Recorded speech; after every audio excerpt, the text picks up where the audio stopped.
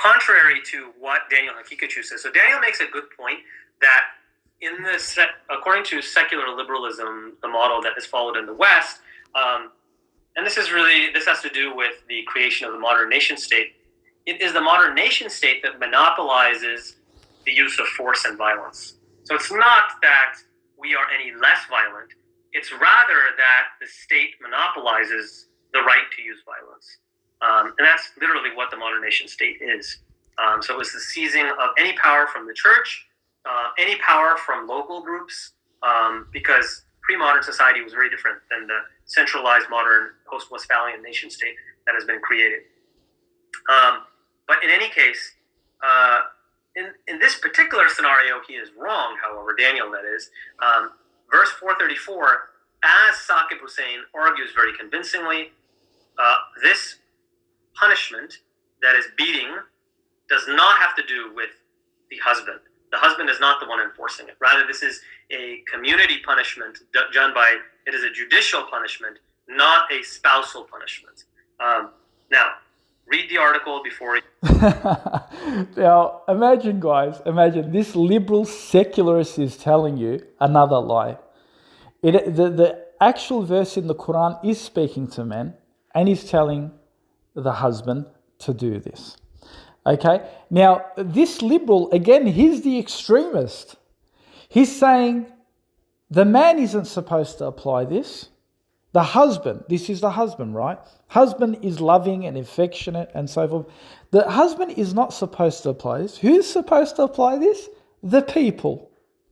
The people. Imagine, the people are supposed to beat her up, right? Which is worse because, when it's your own wife, obviously you're going to be a lot more compassionate. But you're giving that affair to the people to do? Imagine. This guy is the extremist. He's advocating Dr. Javed T. Hashmi. He is the one that's advocating real violence towards women. Real barbaric violence.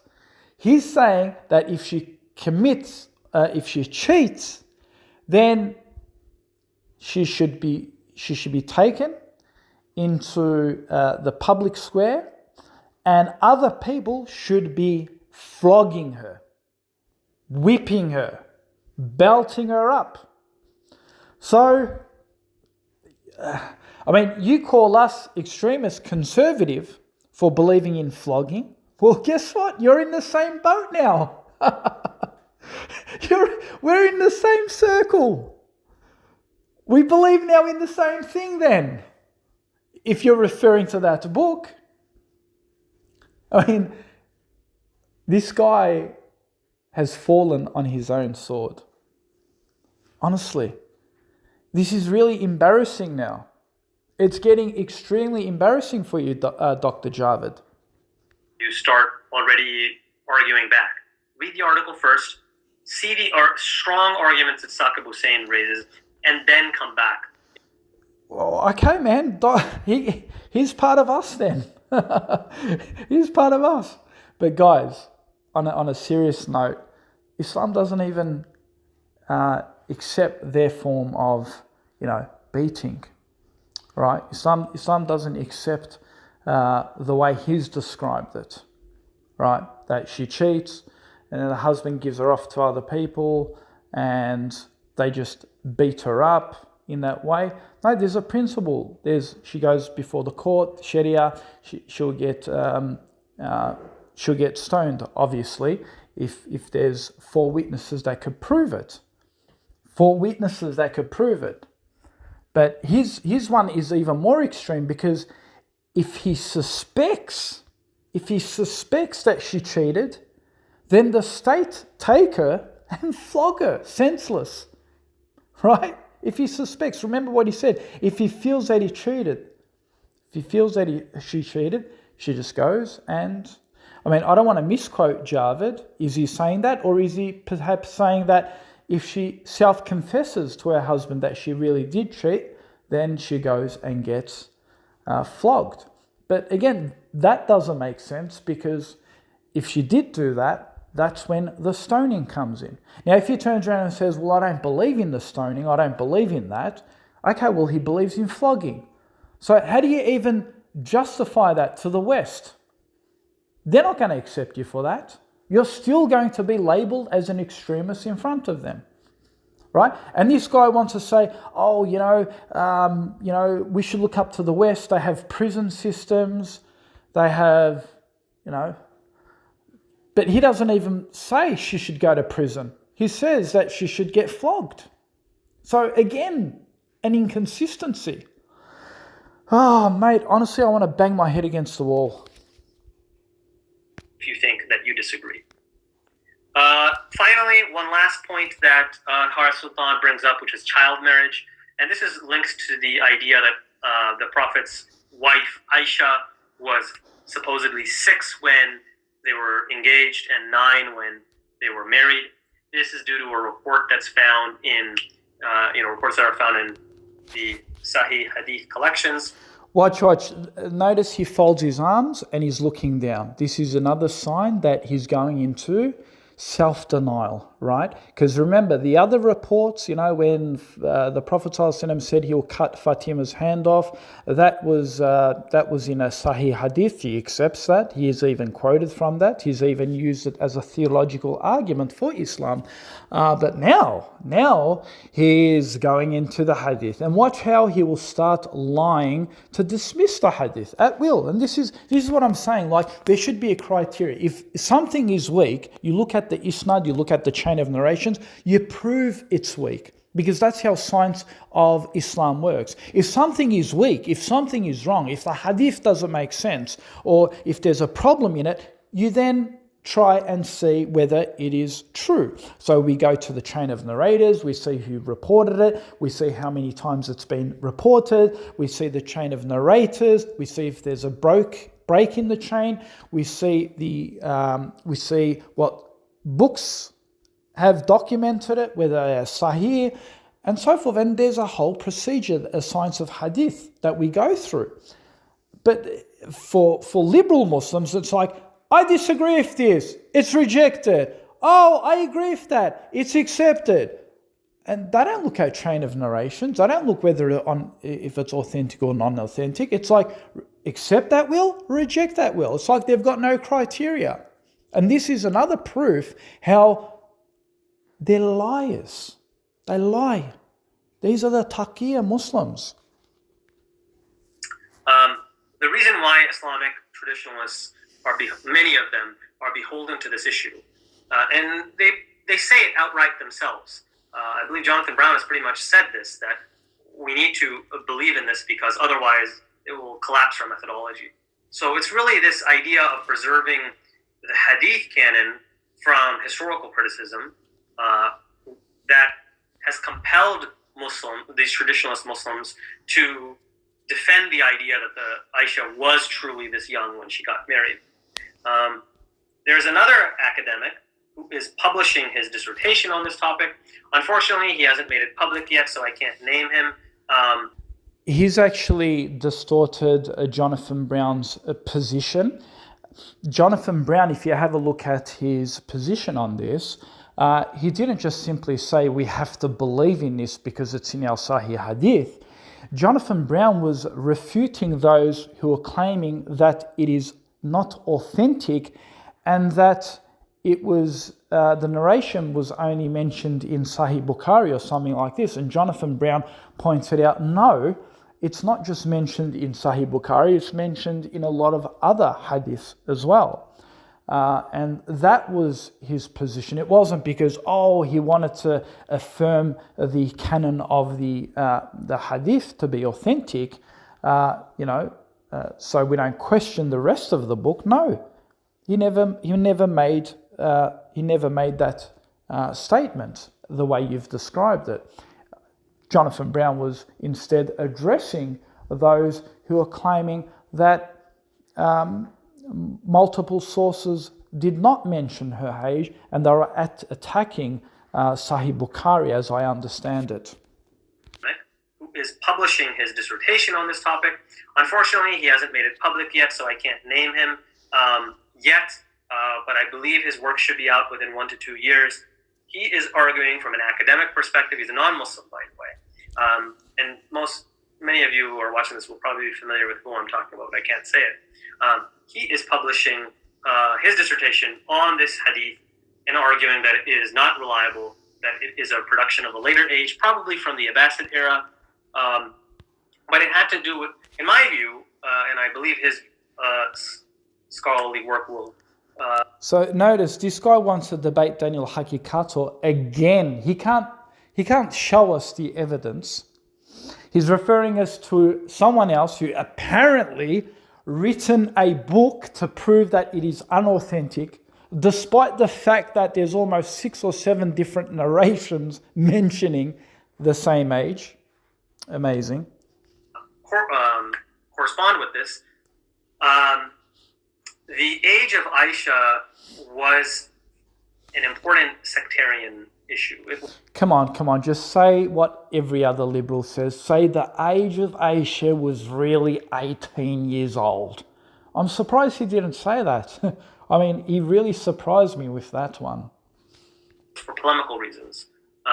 Now, Mufti Abu Layth raises a good point on this issue. Oh, he mentions Mufti Abu Layth. You know, that's the same person that Harris Sultan actually says he still can't believe he's still a Muslim. He's actually waiting for him to leave Islam, like every one of us, right? So it's interesting that you quote another murtad like yourself. He talks about the age of Khadija, the first wife of the Prophet. She's often said to be 40 years of age when she got married. Clearly, this is an exaggeration. We know that this is an exaggeration. She was really probably around 25, 27, maybe around that age, late 20s. But the tradition exaggerated her age, because one of the things that these traditional sources are least reliable about is when it comes to ages and numbers. This is a well-known fact. I mean, historians know this. For example, in a battle, you can divide by 10 the number of casualties that are usually listed. This is biblical scholars, historians know this. So we shouldn't take these literally.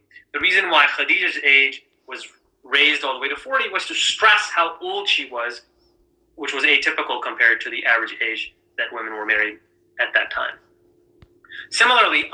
So the question is, why were they stressing for her to be old anyway? You haven't really provided a real explanation, a theological explanation. Were they stressing she was old because it was it was like a norm to marry someone almost, 20 odd years older than you? I mean, if it was the norm, what's the problem with the Prophet marrying someone much younger? If that's what you want to say, then what's the point? What's the difference of Prophet Muhammad marrying someone much younger than him? So if Khadija can marry someone younger than him, which with a big difference, then. So again, why would the Arabs stress that you couldn't really give a response to that, besides the fact that you're saying they made a mistake? You said, is it the fact that they made a mistake, or is it the fact that, because you're insinuating the Christians, with their historical data, about wars, whatever, how many soldiers. Okay, fine. Okay, so is it a mistake, or did they exaggerate? You can't even pick and choose.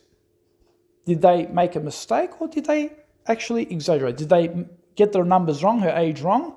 I mean, there's a big difference between 40 and 25. You want to say 25. Why are you saying 25? And again, this is the Western philosophy. He wants to say, so he says it was a typical age that women married at that time, which was more 25, 26. So he believes the age of consent was 25, 26. It was much more moral, guys, than the West that marries girls at 18 or 16 in the UK.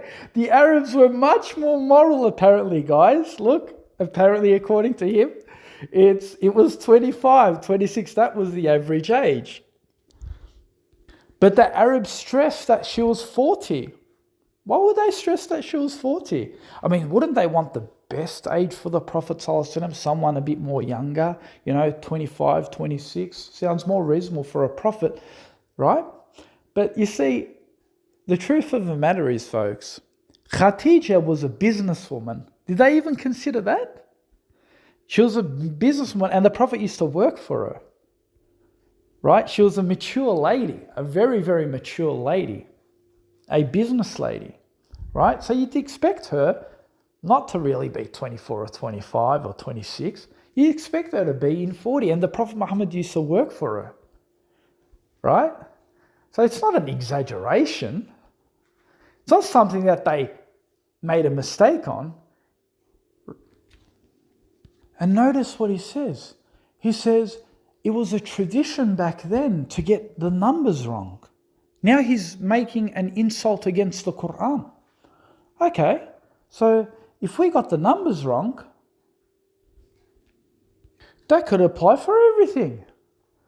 That could apply for Allah's oneness. We got Allah's oneness wrong. Allah is really a trinity. Because, historic people got things wrong, numbers wrong. Here's another one. Why don't we dispute the Prophet's age? If Khadija was 40, as it said, but she's really 25, well then the Prophet isn't 53 or 40. When he got married, he was really, what? What are you going to say? He's 20 or 21 or 22 as well? So if we're going to keep playing with numbers and we're just going to pick and choose what we want to do from the top of our head, everything comes with evidence. Everything has to come with evidence and proof. So if you're just going to play with numbers here and there based on your own assumption, when is that counted for? She was just 25. Okay. Well, then we don't know anything then. Then anyone could be any age. The Prophet could have been 12 when he first received the revelation. The Prophet could have been, maybe the Prophet never got married to Aisha. I mean, if we get numbers wrong, we could get everything else wrong as well. Okay, numbers. Did the Quran get that wrong too when they transmitted the Quran, where it says you can have 2s and 3s and 4s? These are wives. So you're going to dispute the Quran too now because that talks about numbers. You're going to say, oh no, the Quran got it wrong. It never mentions second wife or third wife, fourth wife as an option. It's really one. The Muslims exaggerated because they just wanted more wives, and that was a tradition back then. Are you going to start insulting the Quran now and say those numbers are also wrong too because those numbers don't conflate with Western standards? I mean, where does the buck stop with this? If you're going to insult the hadith, if you're going to say, well, the hadith got it wrong and all these transmissions got it wrong, okay, well then you're going to have to attack the Quran with the same reasoning. Because those who transmitted us the Quran, or those who are the same people that transmitted us the hadith. How was the Quran passed down? From the same people who passed on the hadith. Similarly, Aisha's age is exaggerated in the opposite direction to stress how young she was when she got married to the Prophet. And this was done for sectarian polemical reasons, in my opinion, in order to act as a counterweight to the Shias, because they were stressing the young age of Ali, who they believe is the first Imam, who was the fourth Caliph in Sunni Islam. He was, very young when he came into the household of the Prophet. And so, and as everyone knows, Ali and Aisha were involved in a battle after the death of the Prophet. And so this was a way of raising the status of Aisha and saying that she entered the household of the Prophet at this very early age. So I do think that Aisha was... Okay, this is such a ridiculous argument. The reason why the Muslims stressed that Aisha was young, because Ali was young. Why would they need to do that? First of all, Aisha was married to the Prophet ﷺ. She wasn't a stranger. She wasn't like a long distant cousin where she wanted to prove herself. She already proved herself. The Prophet married her. So why would they need to stress that she had to be approximately the same age as when Ali came into the house? Come on, seriously. And now this devil's advocate is trying to cause conflict between Aisha and Ali radiallahu anh. He says they went to war with one another. No, they didn't. She went in the expedition to actually calm the situation down, and they didn't war. They did not war. From my understanding, is they didn't. So again, this is another conflict that you're trying to create, which is not truly representative. I don't know, maybe you're a Shia Muslim, you've got Shia origins, I don't know too much about you, but you're using your preconditioned Shiism and trying to establish that into the equation. And it makes no sense for him to say, they changed the age to basically raise the status of Aisha. But how is that raising her status when that's not really raising any status? That's turning her into a child, right? So again, there's another issue there. Why would they do that? I mean, at the end of the day, they believed, as you said, the Arabs believed that the age of consent or whatever was at 25, 26, right? So how is raising her or lowering her age to 6 even raising her status to begin with? You know, even in the scholarly world, in the Imam, Hatib and things like that, you don't see Muslims putting children into positions of leadership to raise status. Doesn't happen. And there's another contradiction here because, for example, they'd say that this is for political and sectarian reasons and things like that. And, this is why the Sunnis, for example, lowered her age to 6 or 9 to show that, Aisha had a lot more authority. But here is a great contradiction. The Shias don't actually have a real problem with Aisha. Obviously they do. They believe that she betrayed the Prophet ﷺ and things like that. But their main issue was with Umar and Ali, Uthman and Umar and Abu Bakr, because they believe that Ali should have been the successor, should have been, so it would have made more sense if, for example, Abu Bakr's age was lowered and it was known that they were friends with the Prophet ﷺ at a much younger age, and that includes Uthman or Abu Bakr, Umar and things like that. And so they had a real history with them and lowered their age. That would have made sense. But their competition, the Shia's competition, isn't really with Aisha. It's really with Abu Bakr and Uthman and Umar. So it makes no sense for them to lower Aisha's age in order to compete with Ali, because that's not where the competition is. The competition, the real competition, is between Ali and Uthman and Abu Bakr and Umar. This is where the competition is with the Shias. And so this was a way of raising the status of Aisha and saying that she entered the household of the Prophet at this very early age. So I do think that Aisha was young when she got married, but she was not 9 years old. And we have reasons to believe that she wasn't 9 years old. And there are very clear reasons for that. But this... Well, the clear reasons is, see, again, it doesn't conform with our Westernism, because we've raised the age from, 7 years old in America, in Delaware. This was in the year 1885, and then it was raised to 9 years old. To 10 years old, and then they kept raising it to 12 years old. So within the last 200 years, they actually believed in young marriages.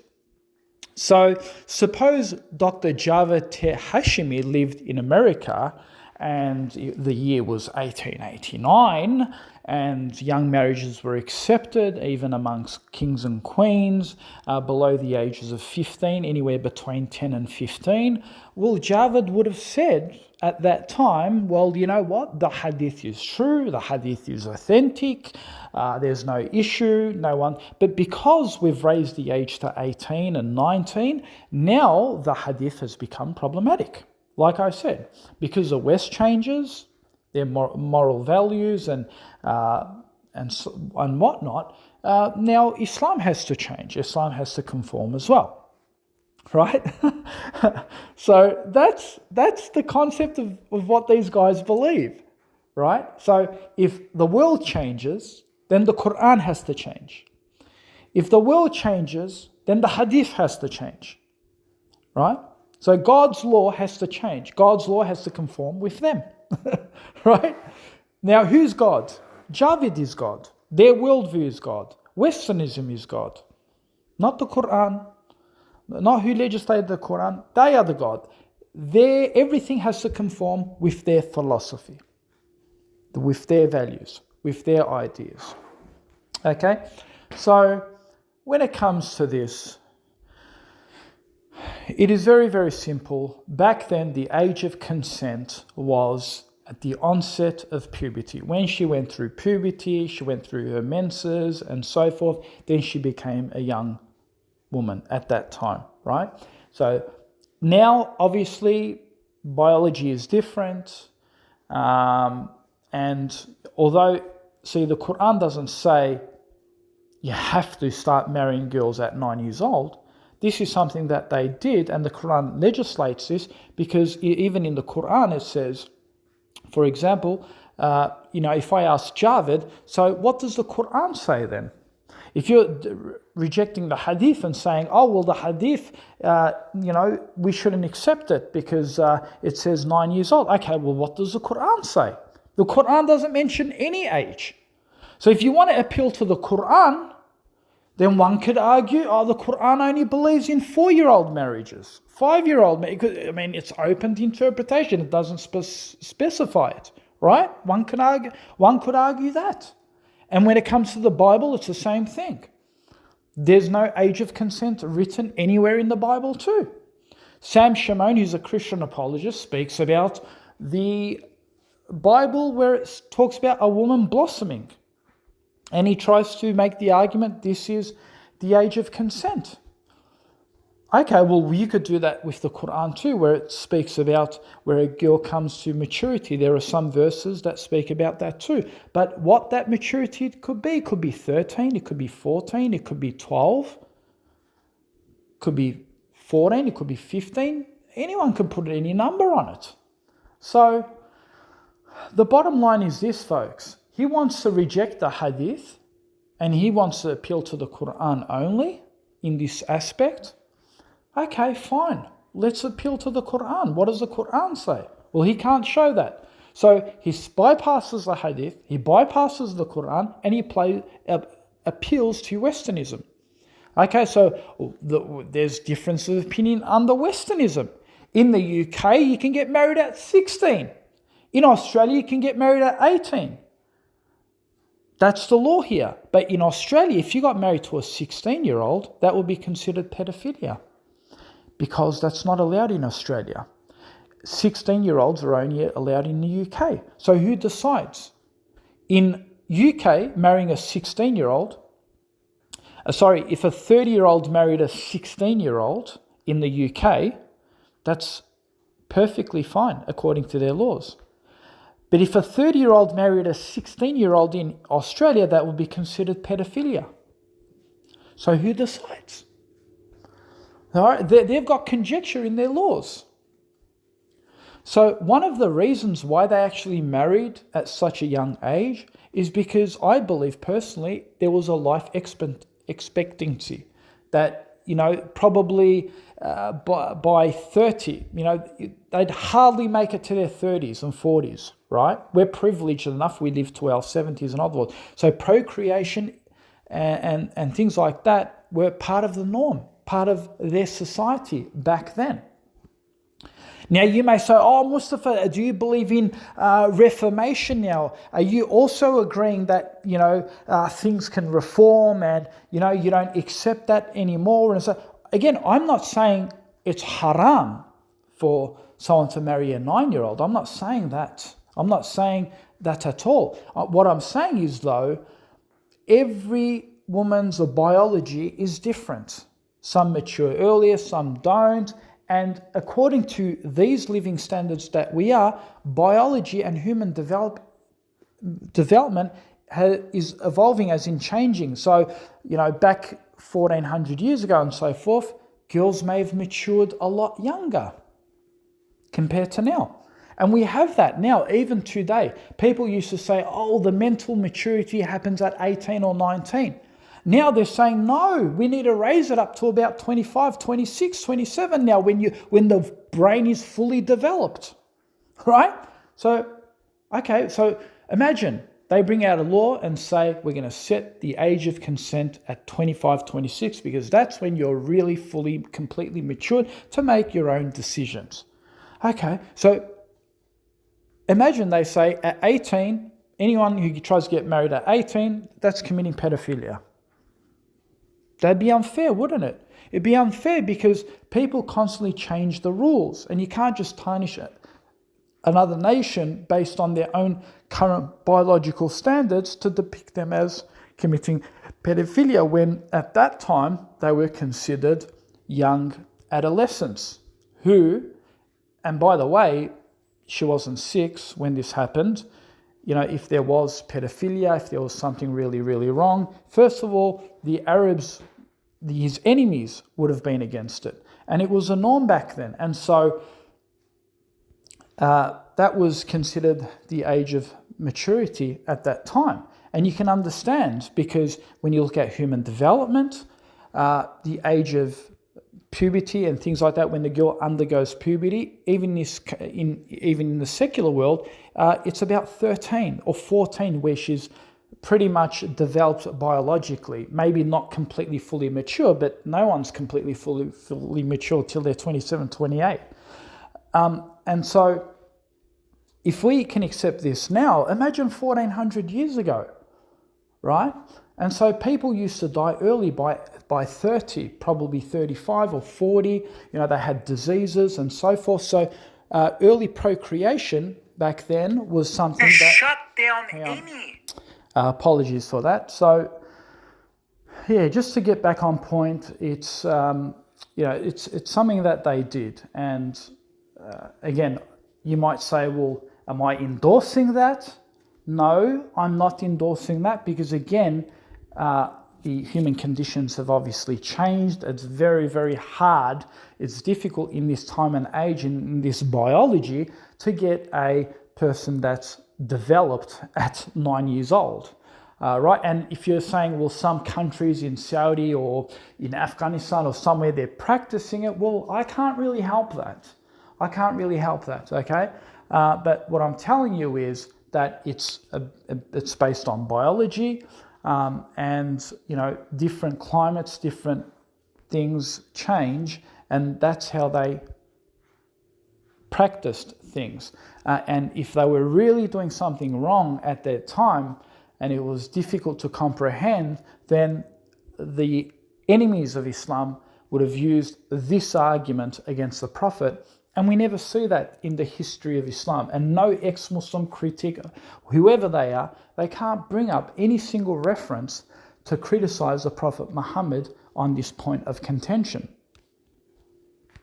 There are even biblical narrations, not biblical, it's in the Catholic Encyclopedia. This is according to their hadith, right? They've got their own historical books outside the Bible, and it says that Mary was married at 12 years old to a 90-year-old man, Joseph.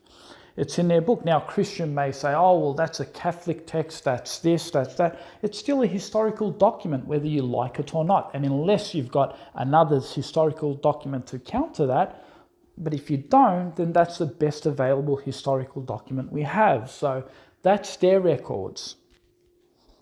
You know, these liars want to make Prophet Muhammad look like a monster, you know, that took Aisha into a dark room and fiddled with her and things like that in a dark room and started abusing her.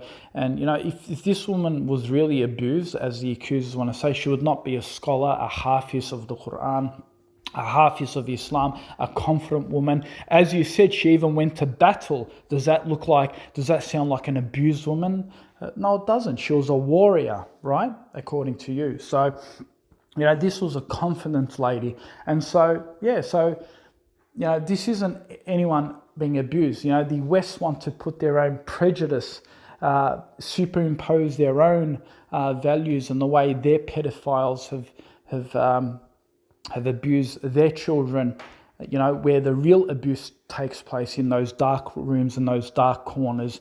The Prophet ﷺ married Aisha radiallahu anha, and it was approved by Aisha's father, family. In fact, Khawla, a woman, actually proposed or indicated to the Prophet that Aisha marry her, and Aisha was actually engaged to someone else. Right, so if the Prophet was a womanizer, a pedophile, or, you know, he was after a child and things like that, why was Aisha already engaged to another person where Aisha had to break that marriage? Well, her father did actually, because that person was actually a pagan. He was among the Quraysh. And so Abu Bakr said, Abu Bakr basically wanted to end that sort of marriage. That proposal actually wasn't even a marriage, it was an engagement. And so they chose the Prophet Muhammad. So are we going to accuse the Prophet of pedophilia? Are we going to accuse Abu Bakr, her father, of pedophile? Are we going to accuse her mother? Are we going to accuse Khawla, pedophile as well? Are we going to say it was systemic pedophilia among the community? So if that was the case, were all the pagan Arabs, the non-Muslims, also pedophiles at that time? Well, if they're going to say that, they're going to say the Christians were pedophiles at that time too, because the Christians and the Jews also lived amongst the pagans. Are we going to accuse all the Christians and the Jews as being pedophiles as well?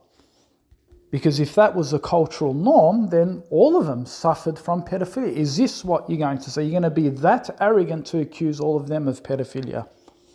You know, we really don't care what the West says or what the West thinks. Right? The onset, even according to the dictionary definition, the child is one who hasn't gone through her menstrual cycle and all of that sort of stuff, and puberty and things like that. So they cannot accuse the Prophet ﷺ of pedophilia. If Aisha radiallahu anha went through all of that biological changes, I reckon by the age of 10 years old she would have.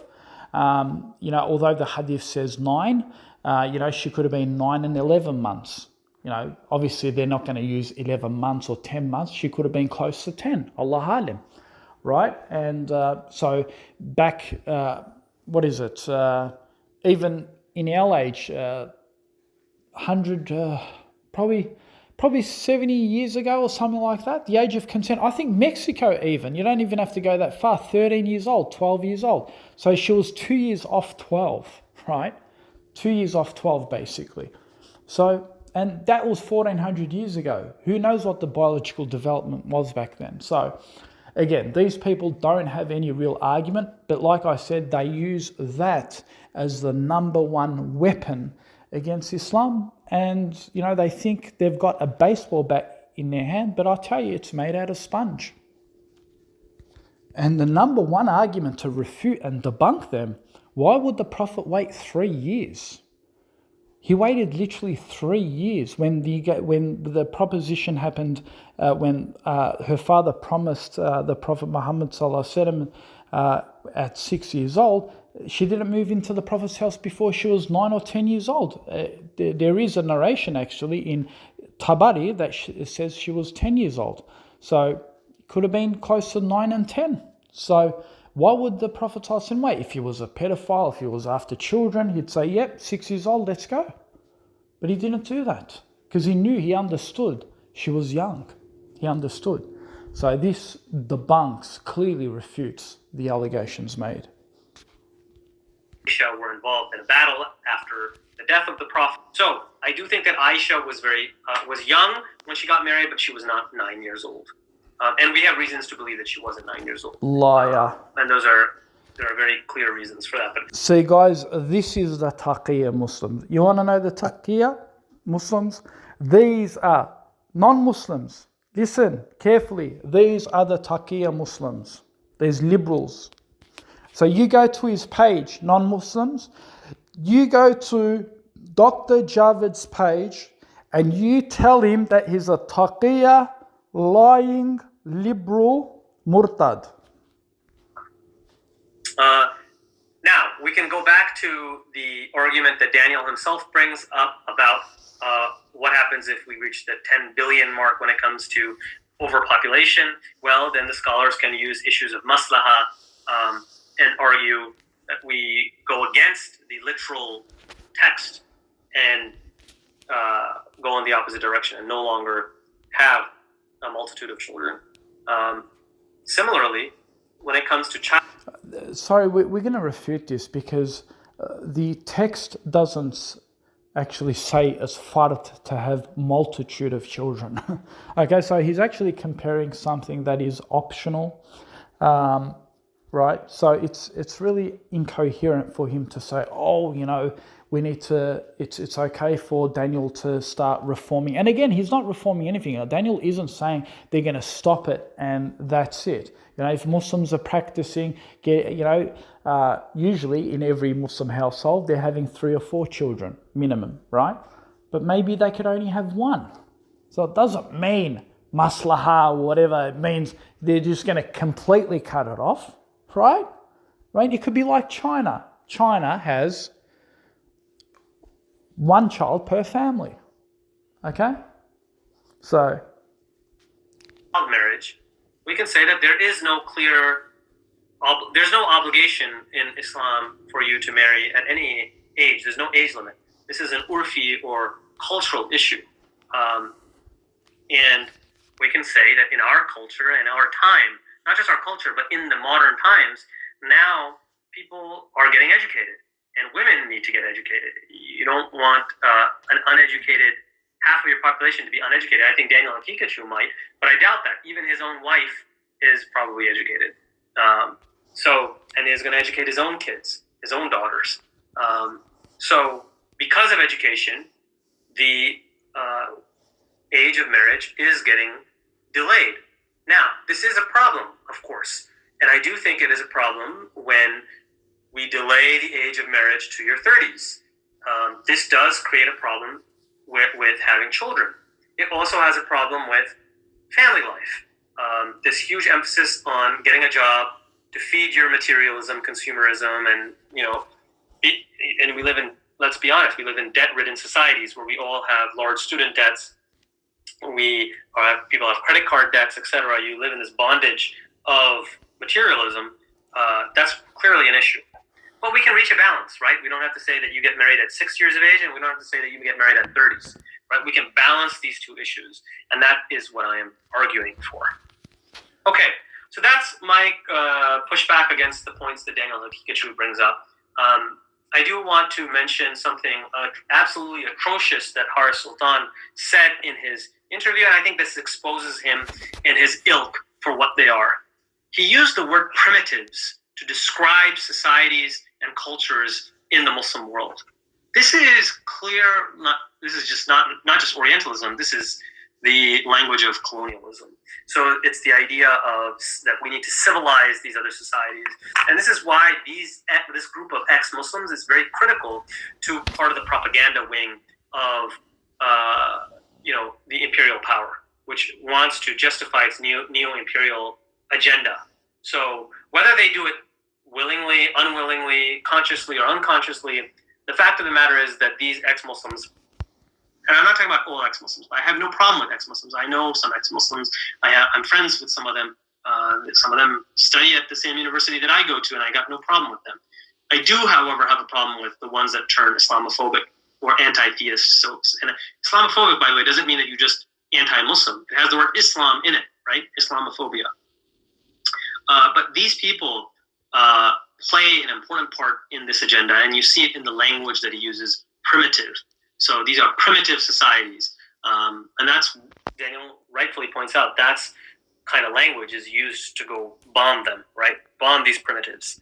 And that's what happened in Afghanistan, you're seeing. And Haris Sultan has nothing to say about any of that, right? He has nothing to say about the decades-long occupation, illegal war and occupation in Afghanistan, Iraq, the multiple countries in the Islamic world that have been bombed, drone bombed, CIA interventionism, all this kind of stuff that goes on that these, that secular liberalism has produced, right? Because Daniel is correct that according to this secular liberal ideology, this human rights regime, this human rights interventionism, human rights imperialism, the logic is unassailable. You have to intervene to make those other countries in the image of yourself. And that really just justifies imperial war making, which is not done for this reason. It's done to obtain resources and for geostrategic reasons. Basically, you want to prevent any other bloc from forming in the world that can counter your power and hegemony. And that's the real story. And that's why, these ex-Muslim, anti-Islam types, they're completely got the wrong narrative. This violence that's going on has very little to do. Yes, it does. Islamic fundamentalism, Islamism, jihadism, yes, that has a role to play. But that itself was produced by neo-imperial interventionism, right? Who was the one who supported the jihadism that went on in Afghanistan? It was America in the 1980s, and some Arab countries and Pakistan as well, of course. All right, so. Okay, I see his point here, but here is the thing. I'll give him credit for that. But here is the point here. You know how he says, it's really wrong for Haris Sultan to say that Daniel is primitive, and using that sort of language, it demonizes Muslims, and this is why war was created. But here is the hypocritical thing.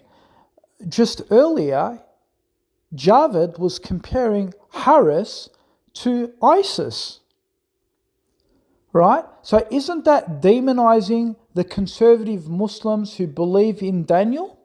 Isn't that demonizing us when you're comparing us to ISIS, our group? Now, what happens with us? Now, you're trying to get the West to target us, to stop Daniel's movement, right?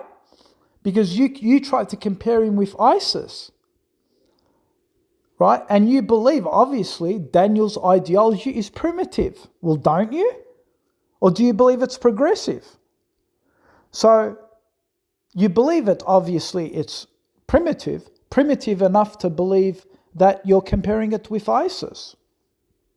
So I kind of see what you're saying, but at the same time, you're being kind of hypocritical by pointing a finger at Haris for depicting Muslims as being primitive, despite the fact you're comparing Daniel to ISIS. Having said all of that, I'm going to close with this. And I don't know how many people will actually make it all the way to this part of the video. I did. There is... Trust me, it was hard.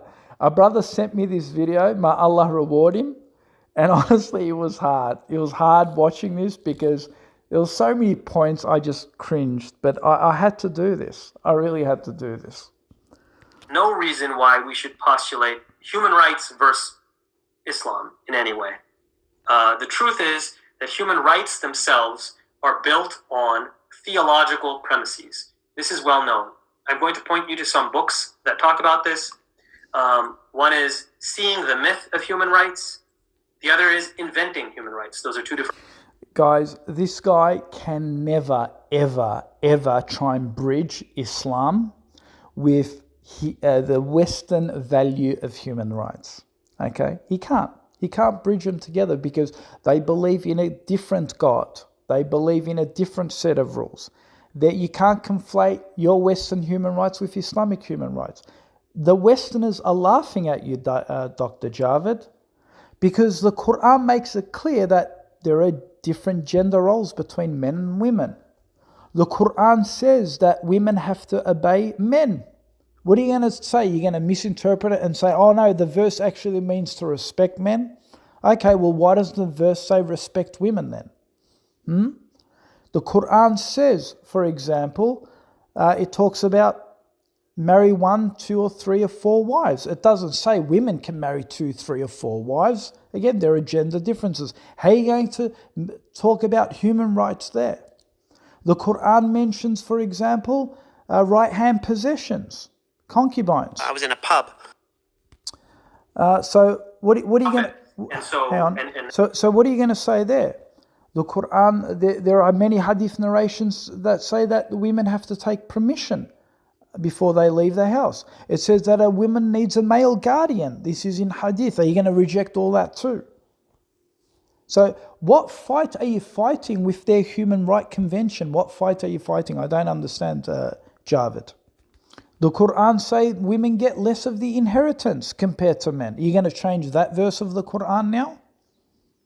The Quran also says that women get the testimony of 2 women equal to 1 man. Of course, there are responses to this. We can give theological responses, and I'll put a hyperlink below this. I don't want to make this video go for a very long time, but we can give many, many responses, and I've written many articles responding and showing that there are reasons why that happens. For example, a woman doesn't have to pay the dowry, mahr.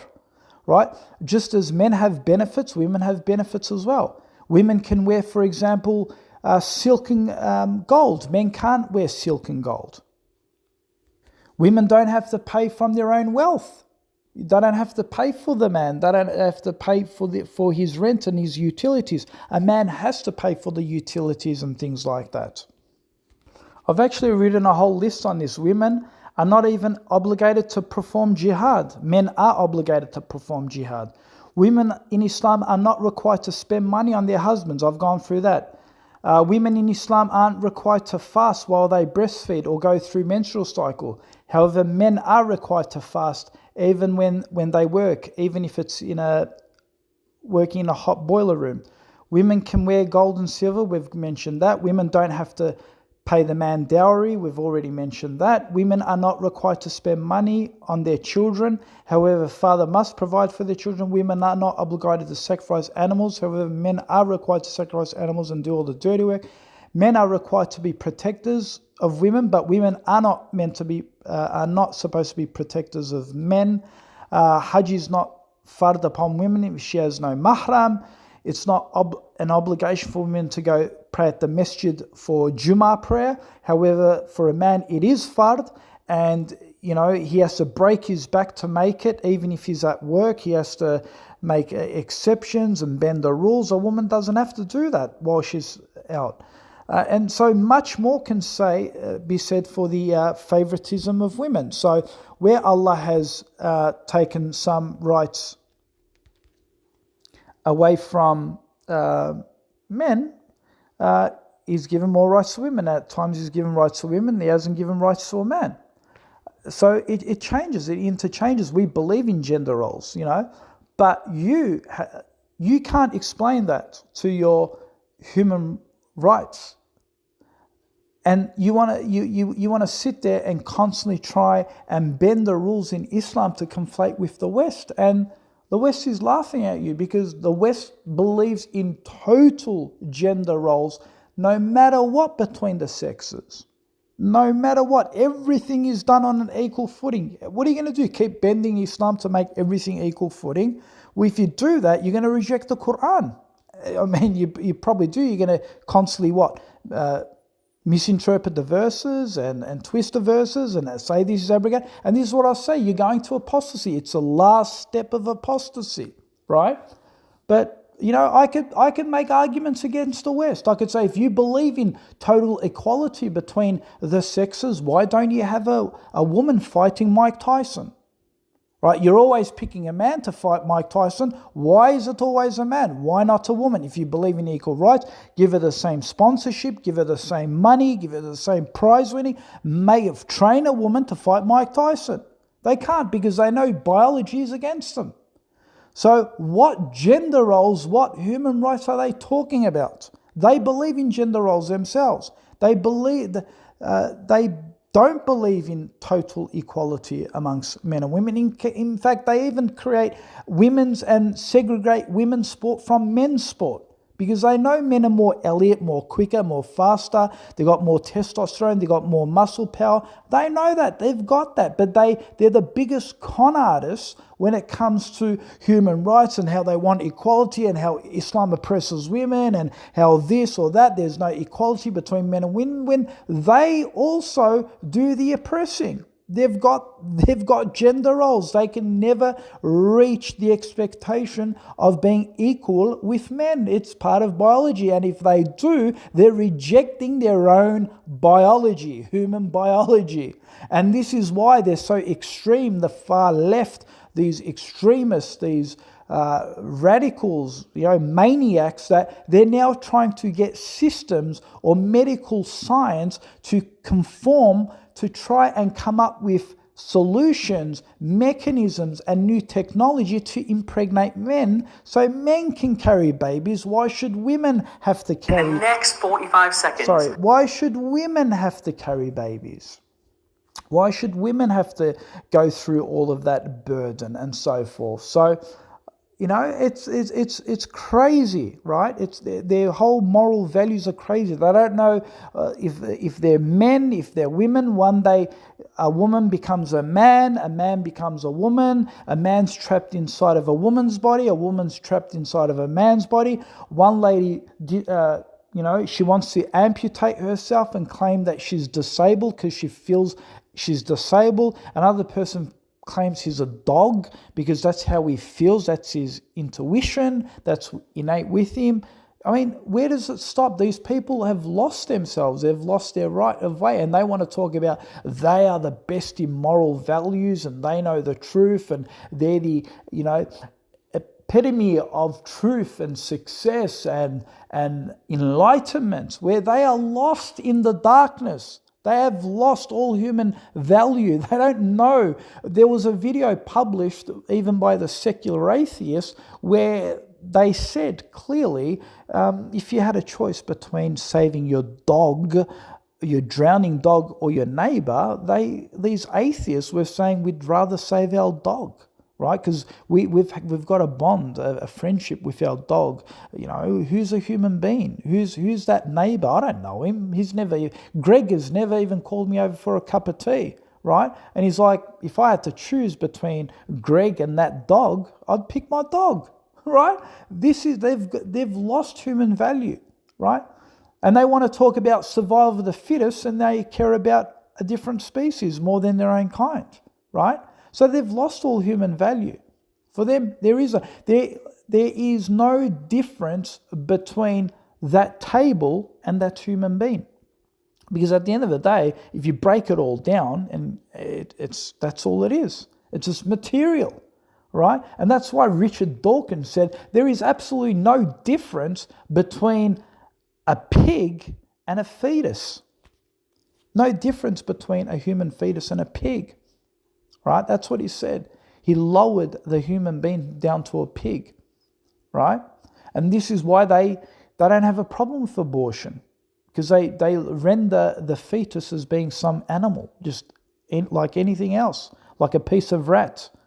Right? So the Westerners are not enlightenment. They are the darkness of the dark. I'm going to put a hyperlink below this video. I've written an article on, are humanists really peace-loving hippies? These are the secular liberals. Have a read of that article. And I want to end with this, right? I'm going to make several other points and I'll end with that, right? If this is why we're saying these are the people who are enemy to Islam. He always said, I challenge Daniel for a debate. I challenge Daniel for a debate. Why didn't he ever once say, I challenge Harris Sultan for a debate? Why is that? Because their enemy is against Islam. Their real enemy is Islam, conservative Islam. Their enemy is not ex-Muslims. Right? He even said he's got ex-Muslim friends at school and, they get along. And he pointed a finger to say to Harris Sultan, well, he doesn't like Harris Sultan. He's a Islamophobe and things like that. Well, okay, why don't you debate? Why haven't you called Harris Sultan for a debate? Why don't you debate him? If you're, if you really want to defend Islam and so forth, go. Because, you will probably get smoked because Harris Sultan will probably use my arguments against you, right? And put you and bury you, right?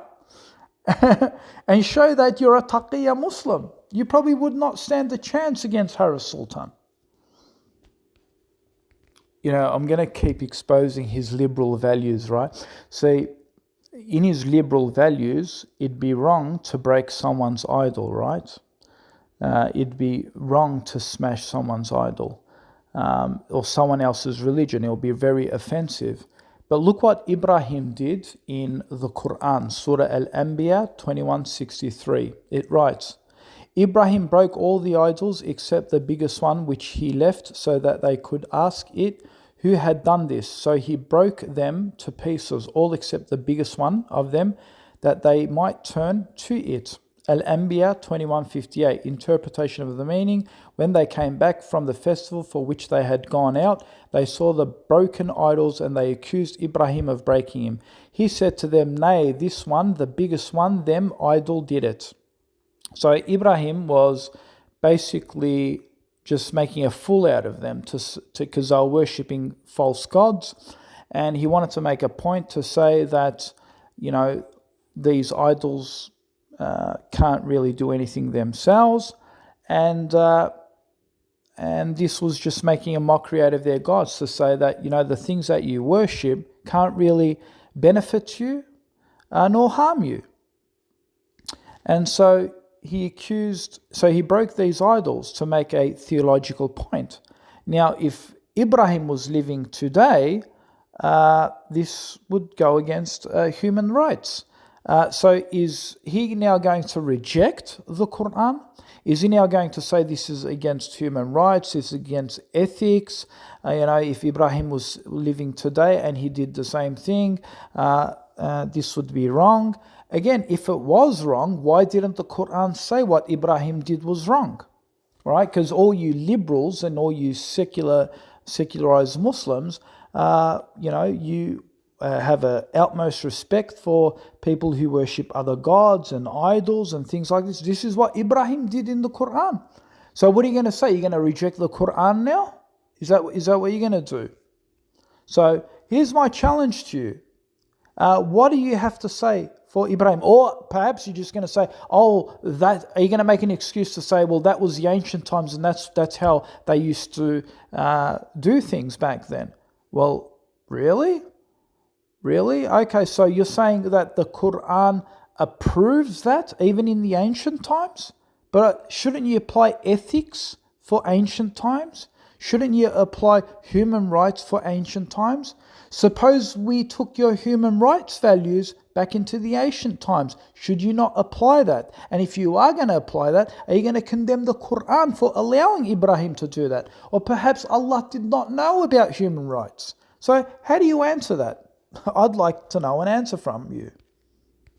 Now, you compared Daniel Haqiqatjou to ISIS, right? Because ISIS goes and breaks idols of other religions and breaks them. Are you now going to compare, just as you compared Daniel to ISIS, are you going to compare Prophet Ibrahim to ISIS? Well, is that what you're going to do? You're going to accuse the Prophet of God for being ISIS mentality. As Muhammad Hijab puts it, you got